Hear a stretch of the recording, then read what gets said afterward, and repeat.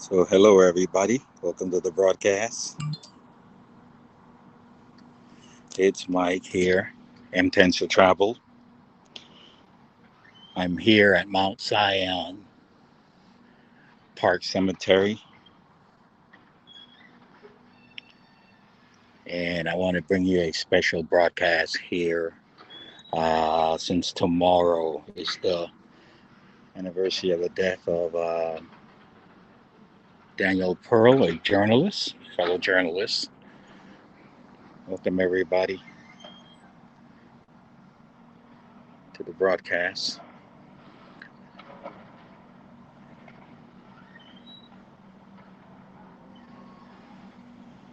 Hey John, how are you? JT Chang. Hey Colleen. Hi Vera. Sorry for the lateness of my broadcast, but I had a little difficulty finding the location. I thought it'd be easier, but finding the location of Daniel Pearl's gravesite. Hey Penny. Hello from Columbus, Ohio. I'm going to talk to you a little bit about Daniel Pearl. Hi Colleen. Sorry if I missed you. Say hello again if I didn't give you a shout out. Hello Turkey.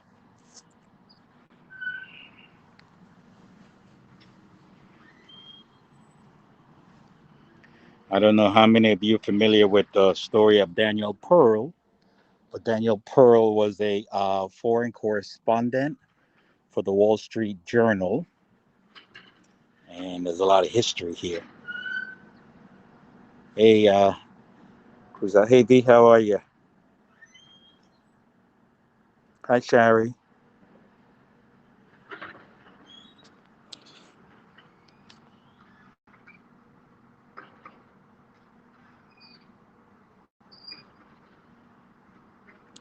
Excuse me, but for being ignorant, I'm from UK. He and can yes, that's what I'm going to talk about. So, guys, tomorrow will be the 19th anniversary of the death of Daniel Pearl, or I should say, the murder of Daniel Pearl. Daniel Pearl was a journalist. He was a foreign correspondent working for the Wall Street Journal. I remember after the 9/11 attacks, September 11 attacks, he was on the trail of investigating that story, looking into that, and he was abducted, kidnapped in Pakistan, and he was supposed to go meet some contacts to interview them about that 9/11 stuff having to do with terrorists, and he was abducted, kidnapped in Pakistan. And several days later, he unfortunately, let me see if I can sit over here. He unfortunately turned up on a video. He turned up on a video, and hey Peter, how are you? Daniel Pearl. Hey Peter, I'm at Daniel Pearl's gravesite here in Los Angeles. Tomorrow will mark February 1st. Will mark the 19th anniversary of Daniel Pearl's murder in Pakistan. Now, keep in mind, there's some news about that going on right now out of Pakistan regarding the people who were convicted of his beheading. So, what happened with Daniel Pearl? Daniel Pearl was an American journalist working for the Wall Street Journal, and he went to meet some contacts regarding some of what happened with 9/11, basically. And he was abducted. A few days later, he turned up in a video holding a newspaper, and he had been kidnapped and then beheaded on video. They beheaded him. A few months later, they found his body, and of course, he's from the LA area, and this is where he's buried.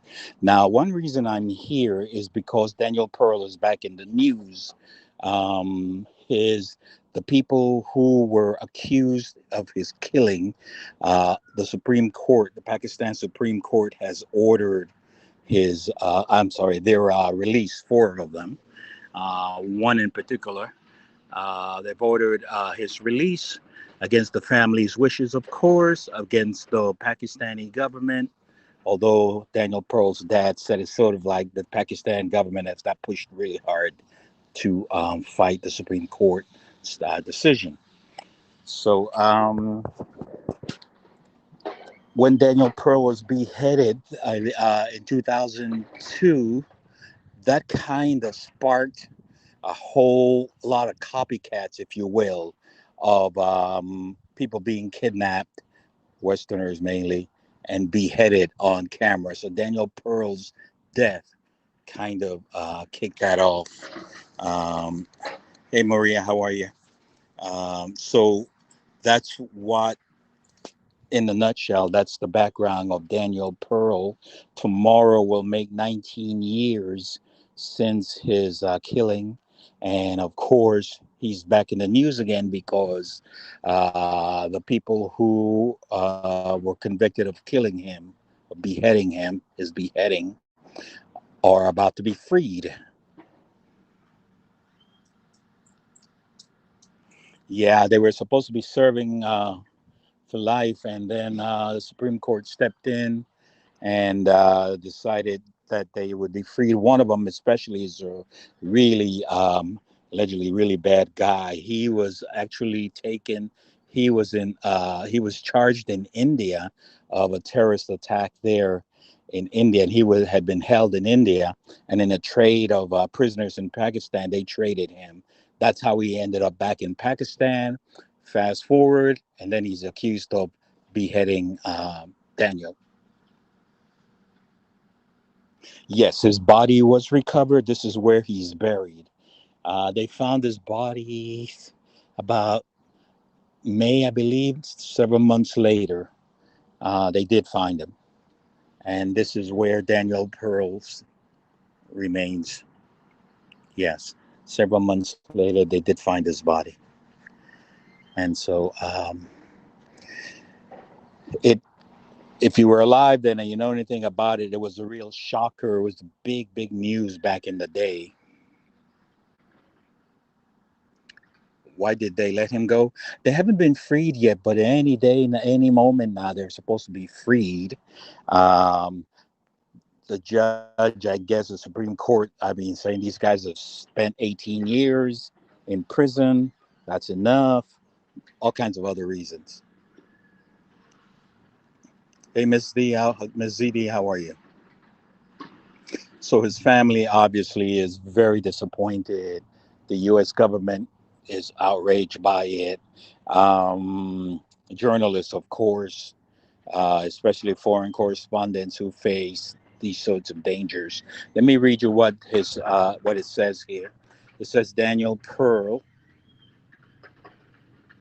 He has a son. He had a son who he never saw born because his wife was pregnant at the time. His son is now college age and about to embark in college. So he has a son he never met. It says Daniel Pearl, 1963, 2002. By the way, he was 38 years old when this happened, when he was beheaded. 38 years old. It says journalist, musician, humanist. Lost his life in the pursuit of truth. Lost his life in the pursuit of truth.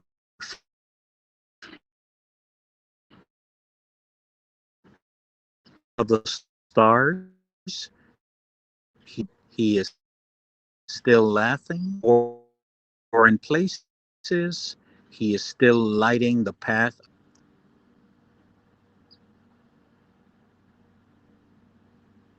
Yeah, I mean, there's been all kinds of speculations as to why this is happening now. Retaliation, upset with the U.S. government, all kinds of speculations. Yes, um,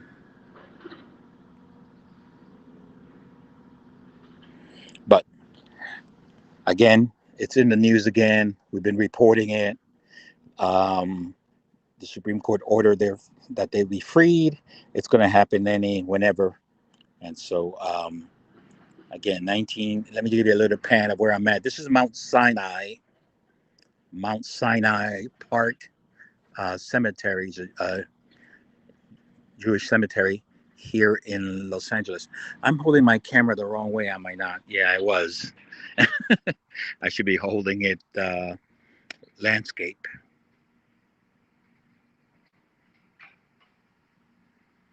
I'm in landscape and I was holding it portrait. Okay, that's better, I think. The rain has stopped here. Beautiful day here in Los Angeles. Um, we had so much rain down here in the last few days.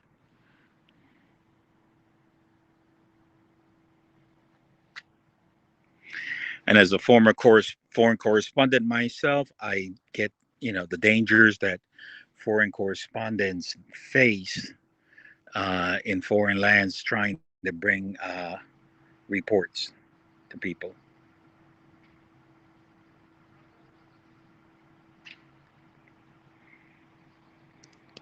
Reports to the world.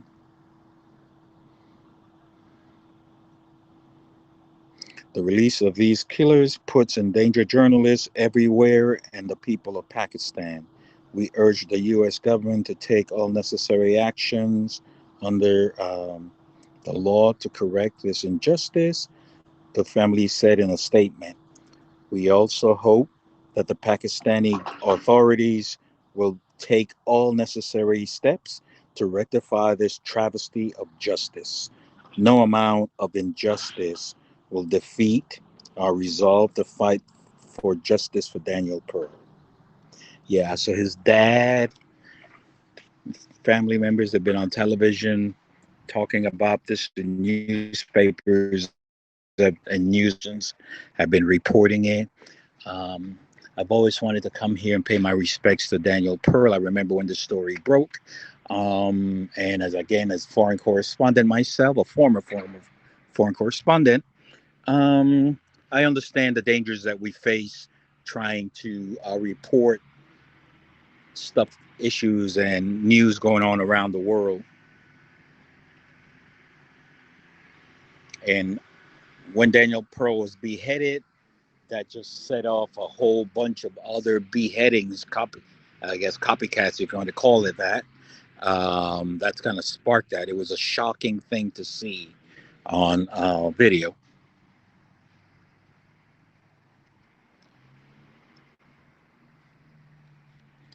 So this is his final resting place here.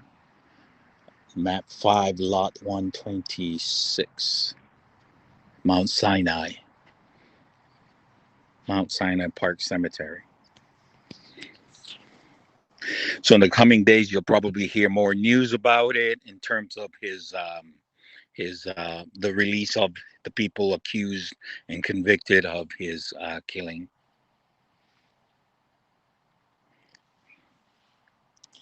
Hi, outside insider. How are you? Hey, Tasha. I remember watching the news about this. I was forever changed. Tasha Battle. And following you on Haps. Hey, Mike. Hey, Ms. CD. Sorry, the comments are coming in a little lagged.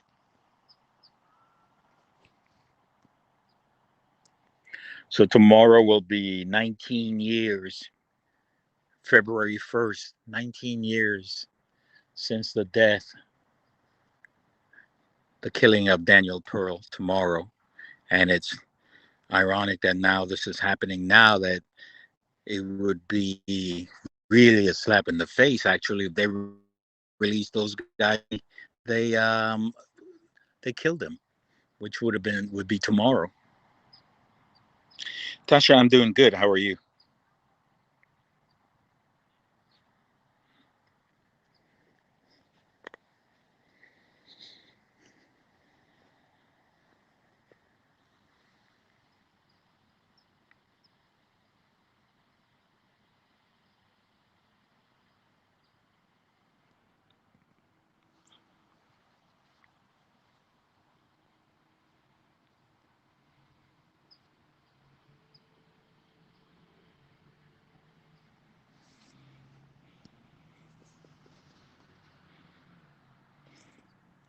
I think I'm glitching a little bit here with my connection, but I hope I'm still live. Shout out to everybody watching on Periscope, Twitter, Facebook, YouTube, and I believe Reddit. I'm not sure if I'm on Reddit yet.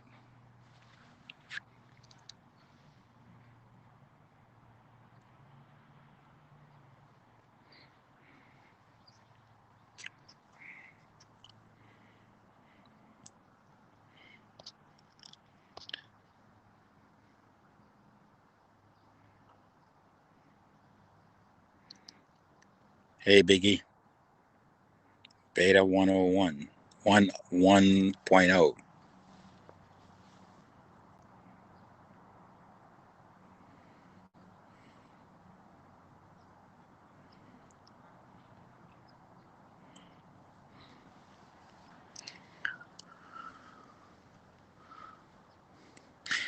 Of course, Daniel loved music. I think he was to play the guitar. He joked that not so well, but he played it.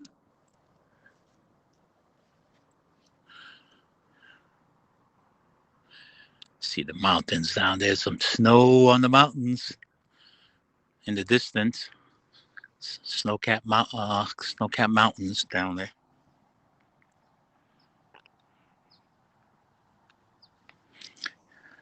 Anyway, my friends, I wanted to come again here today, pay my respects to Danielle, and I figured I'd kind of hop on and give you a little bit about his background, his history, talk a little bit about what's in the news now that is the people convicted of killing him. The Pakistani Supreme Court has ordered their release from prison, and so all the time there, and it's obviously upset quite a few people.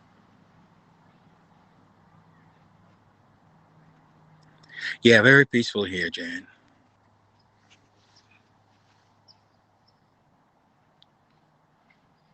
Of course, cemetery.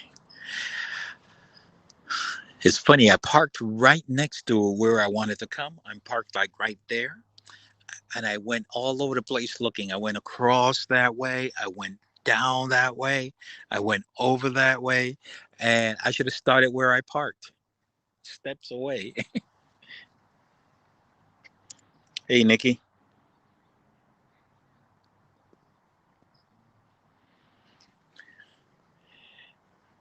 I parked exactly where I wanted to go, and I ended up walking all around trying to find the spot. It's a big cemetery.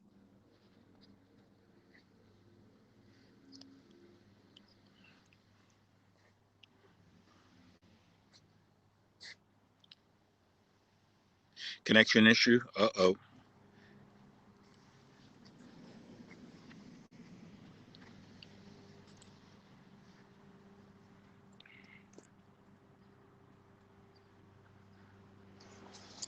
Again, if you don't know the story of Daniel Pearl, you'll be hearing more about in the coming days as his the people who were actually convicted and served as beheading. He was beheaded.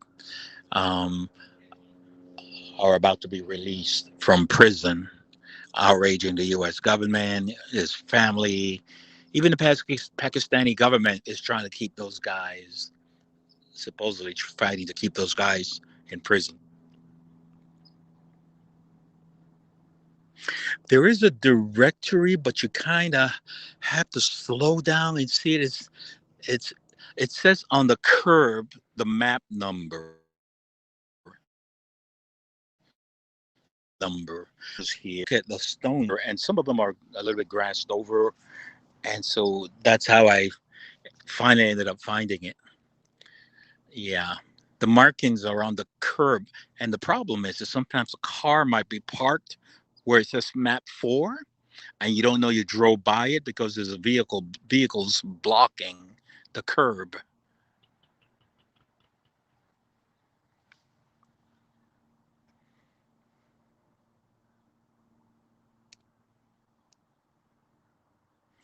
I literally cried my guts out.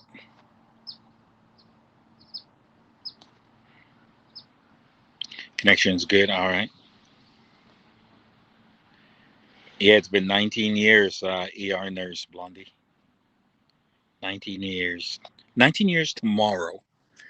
Tomorrow, February 1st, it will be officially 19 years tomorrow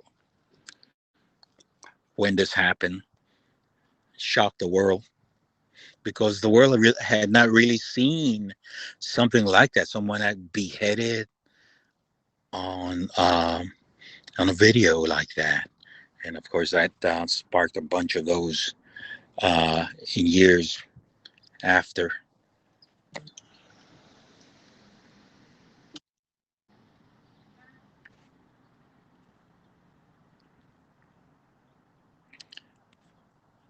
Vehicle in the way of the market. Yeah, the markers are on the curb. So if a car, especially if there's a funeral or something, and there's a row of cars parked at the curb, you can't see the marker. It's blocked. So you could drive right past it, and then you realize, oh, I passed it. And then you got to come back and figure out where you're going to park and find it. It's a little bit. They should have signs. I don't know. I feel they should have signs that are like not just on the curb, but I guess they want to keep it sort of that way. It changed my views forever.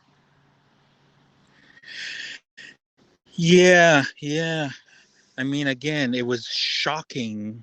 2002. That was a shocker to see something like that play out. And now the people responsible are about to be released.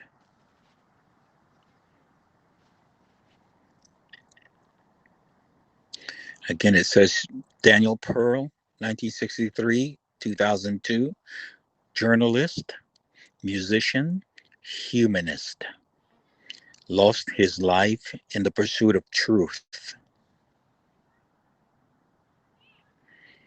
Lost his life in the pursuit of truth.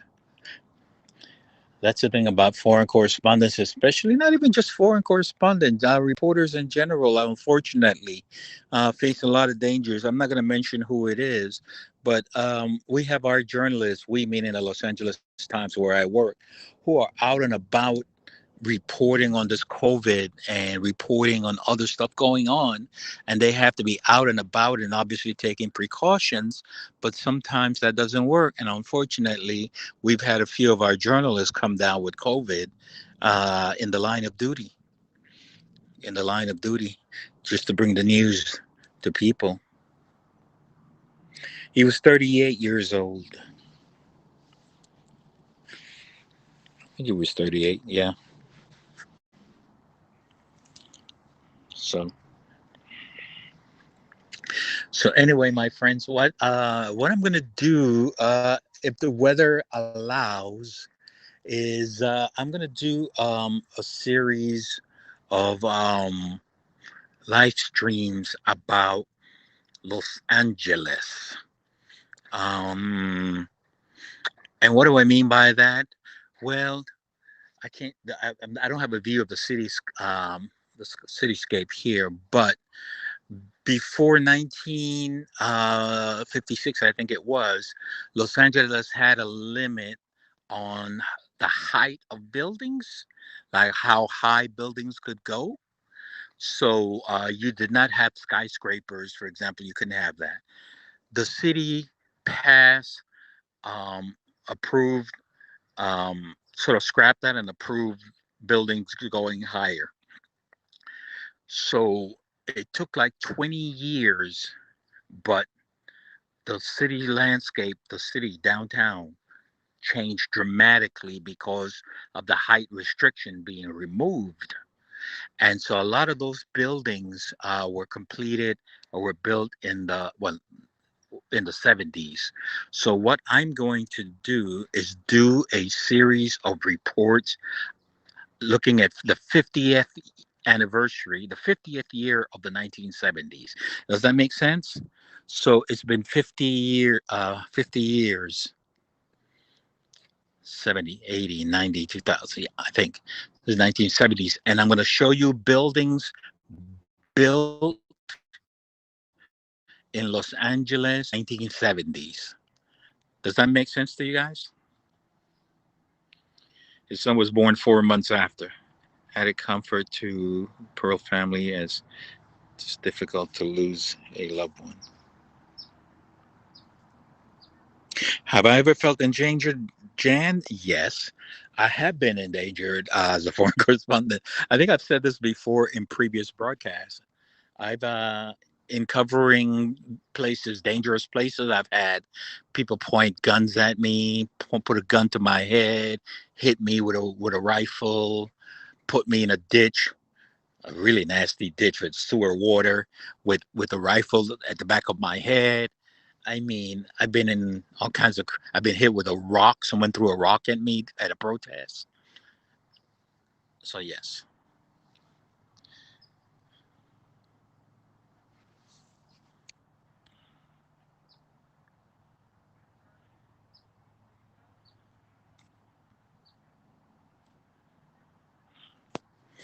So yes, of course. I mean, your space. You're a target.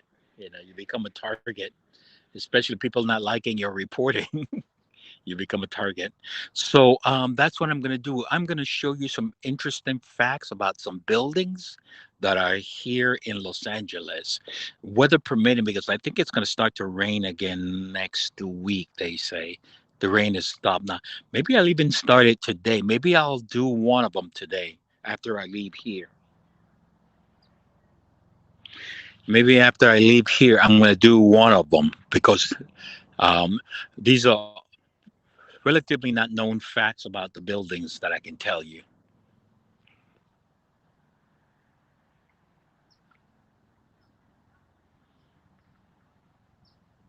Thank you. Thank you.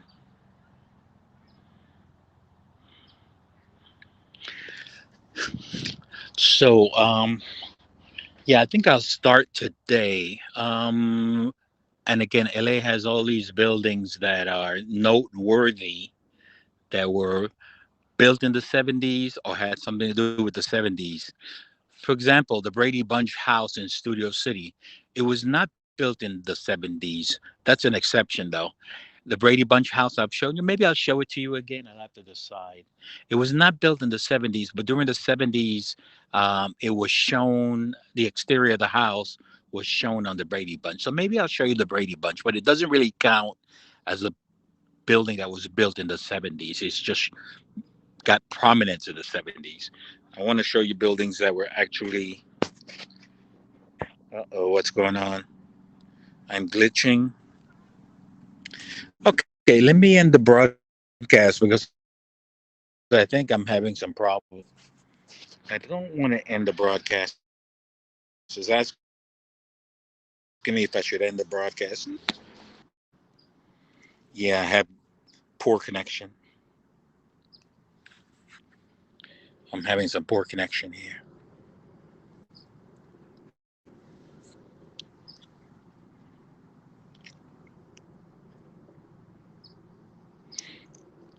Y'all still there? Yeah, the connection is really bad. It's just poor.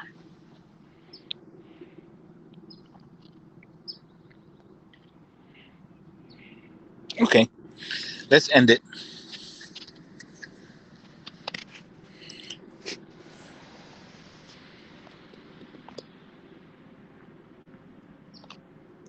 Oh, wait a minute. Looks like it's back. Full stream.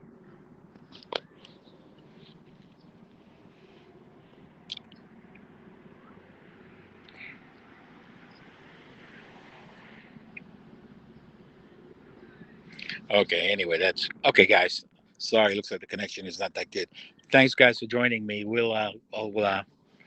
can talk about Daniel Pearl on another broadcast. You guys take care. Bye bye.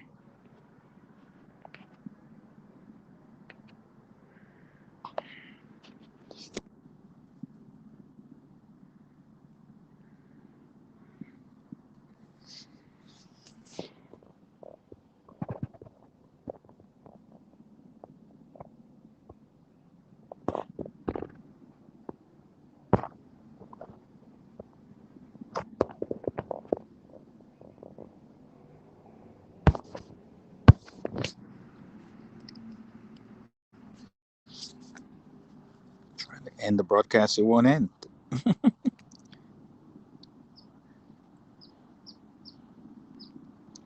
I have to shut down my phone.